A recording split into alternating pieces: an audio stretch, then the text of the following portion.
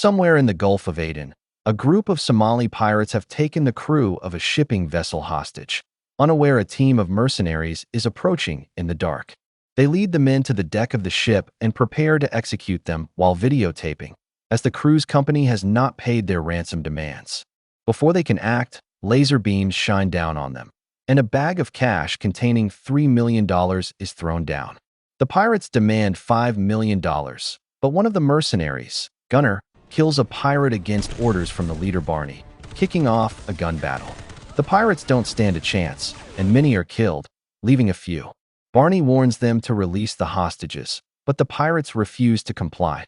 So Barney readies his gun while another mercenary, Christmas, readies his blades.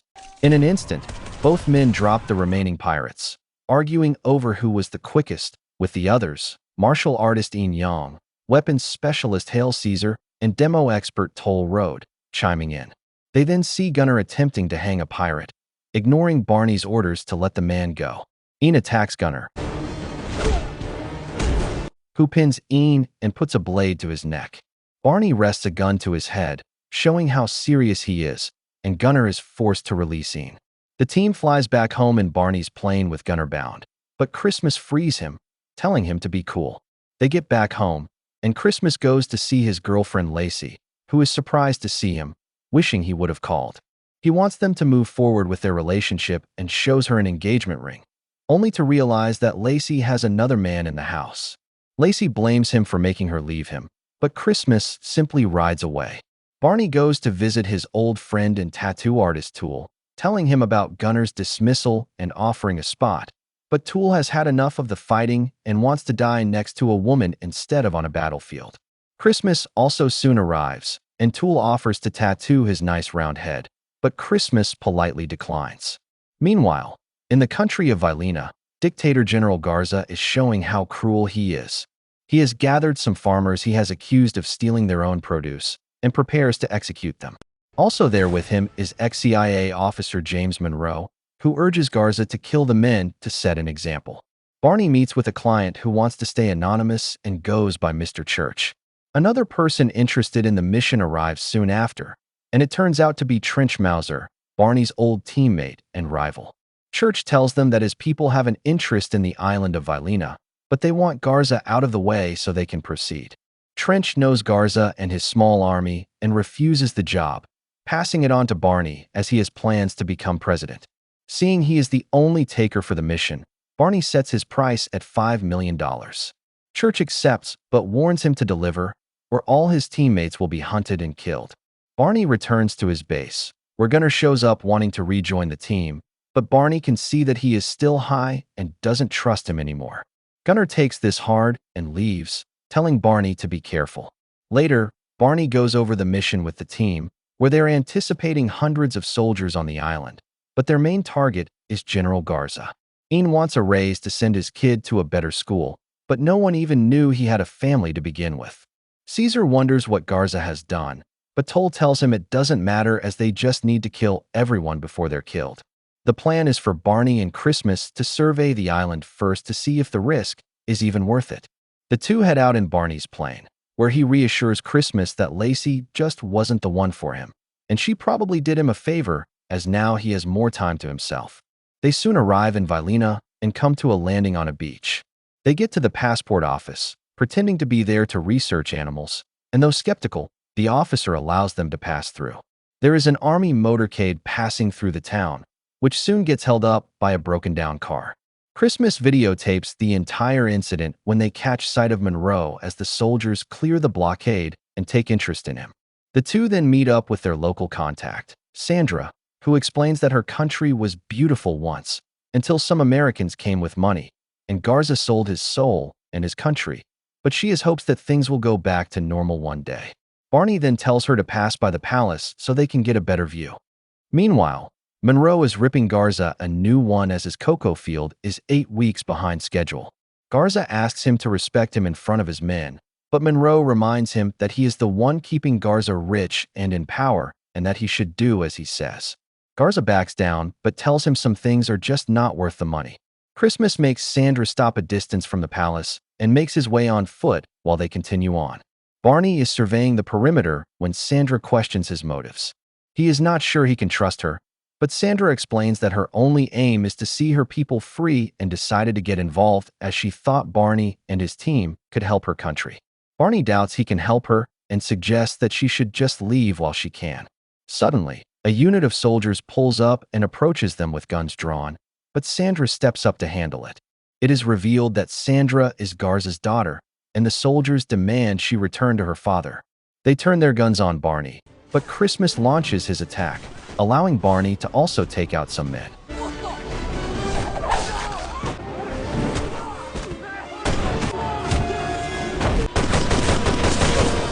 Monroe is alerted to the attack and is responding with his men. Meanwhile, Barney is racing back to the plane, planning to take Sandra with them, but she argues that she needs to stay behind. They get back to the docks, where Christmas leads Sandra to the plane while Barney decides to delay the incoming soldiers, but Sandra refuses to board.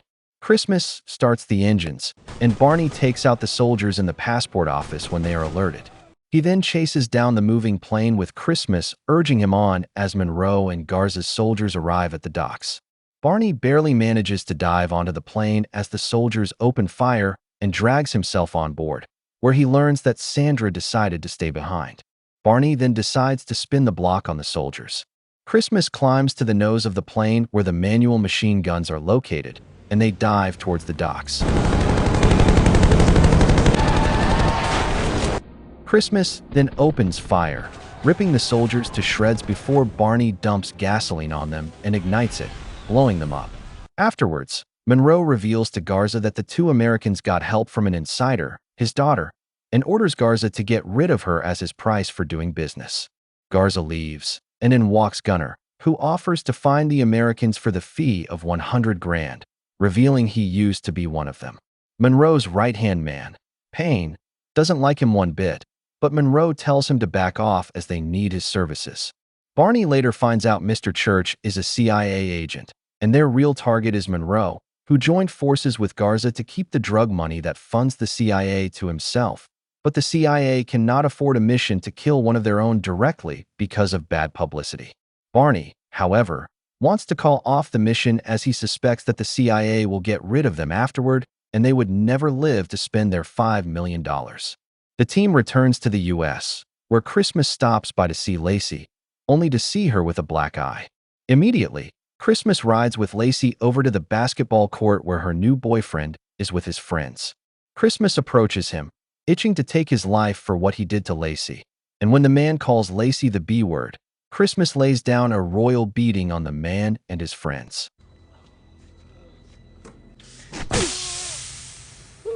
He then tells Lacey she should have waited. We then see Garza's men rounding up the citizens of the town, hunting for Sandra. Monroe stumbles upon drawings inside her home and shows them to Garza, telling him that's how rebellions start. Barney goes to visit Toole at his shop, telling him about Sandra and how she chose to stay behind on the failing island. He cannot get her actions out of his head, but Toole tells him it's because she stands for something. They once had guts like her, but they all lost their humanity along the way. He recalls that while on a mission in Serbia, he came upon a woman about to end her life, but he felt nothing. Years later, he realized that if he had saved the woman, he might have saved what was left of his soul, and this seems to resonate with Barney. Monroe has finally tracked Sandra down. He tells her he doesn't strike women, but Payne, on the other hand, has no reservations about kicking her ass and demands the location of the Americans. Garza drunkenly yells at her, wondering why she didn't leave, but Sandra screams back, calling him a murderer and demanding he kill her too until Payne knocks her down and drags her to a torture room. They strap her to a table and begin to waterboard her, but she refuses to answer their questions and endures the torture. Barney meets with Christmas and Ian, telling them he plans to go back into Vina alone, but Christmas is angry that he is going to get himself killed for Sandra. Barney tells them he has to do this and leaves. He gets into his car, but Ian also gets in, refusing to let him go alone. They drive out, unaware Gunner is following them. They get to a stoplight when cars suddenly cut them off and open fire on them.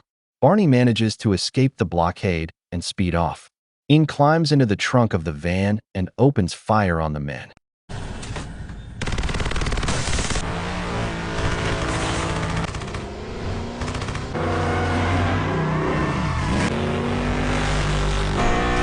Gunnar catches up with them, but Barney manages to stay ahead while Ian lays down gunfire. Barney pulls into a warehouse where Ian jumps out.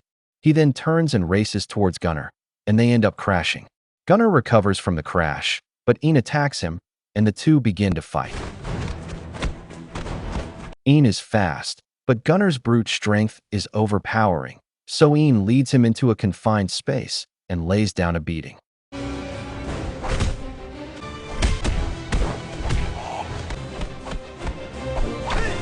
Despite this, Gunnar manages to overpower Ian, and Barney is forced to shoot him to drop him.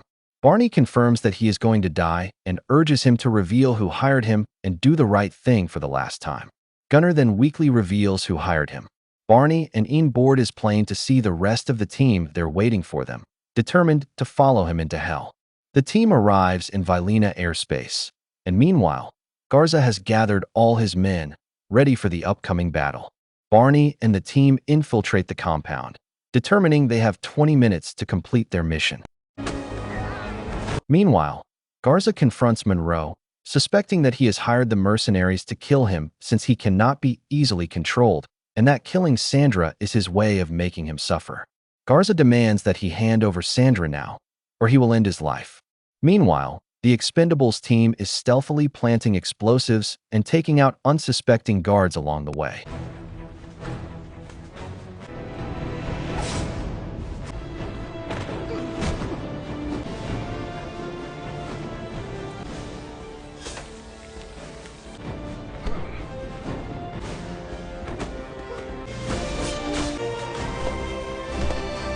Meanwhile, two guards decide to try and have their way with Sandra since she will be killed anyway, but Barney comes to her rescue. He manages to calm her down and get her out of there. Meanwhile, the rest of the team is waiting for Barney to blow the base, but Christmas decides to give him 10 more minutes. Barney and Sandra are trying to escape the base when they are intercepted by Payne and soldiers who restrain Barney and begin to beat him up, demanding to know where the rest of his men are. Barney is running out of air and decides to talk if they allow him to breathe. Ian, Toll, and Christmas suddenly rappel into the room and take out the guards there.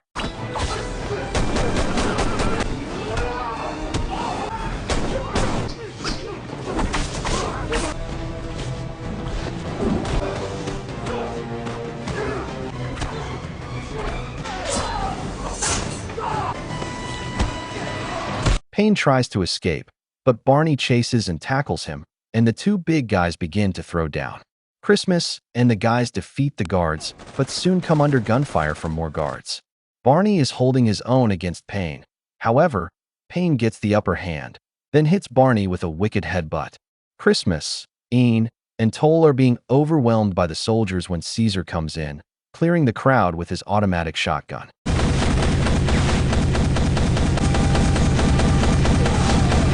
Payne hears the gunshots and decides to take off. All the guys regroup and decide to escape. Meanwhile, Garza gives back all the cash Monroe has ever given to him, ordering him to leave his island as only death follows him. Monroe refuses to leave, and Garza raises his machete, but Sandra stops him. Barney and the guys run into the rest of the Vina army, who have them surrounded and are ordering their retreat. Garza hears the alarms and goes out to rally his men to finally rid their country of all Americans when Monroe suddenly shoots him dead and he falls. The army opens fire on Barney and the guys, but he refuses to blow the building as Sandra is inside. Christmas spots Monroe taking her away, so Barney detonates the bombs, blowing up the palace. The team then bursts out, guns blazing, using the chaos to gun down as many guards as possible.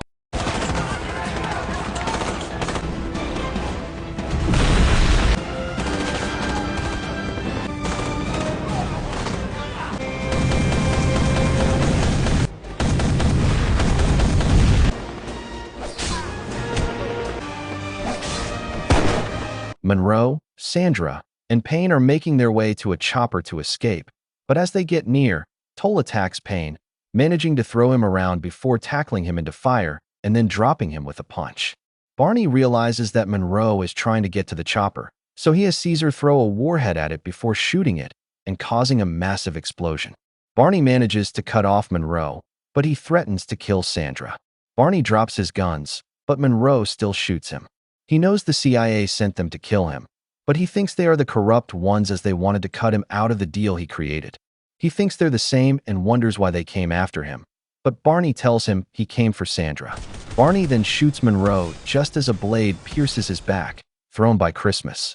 Sandra runs to Barney, who tells Christmas they'll call that one a tie. By morning, the team is preparing to leave, and Barney says his goodbyes to Sandra before boarding the plane.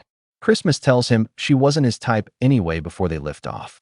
Later, we see the team gathered at Tool's shop as he and Christmas are competing at throwing knives. Gunnar isn't dead, but thanks Barney for sparing his life. Christmas then ends the movie with a long-distance shot from outside.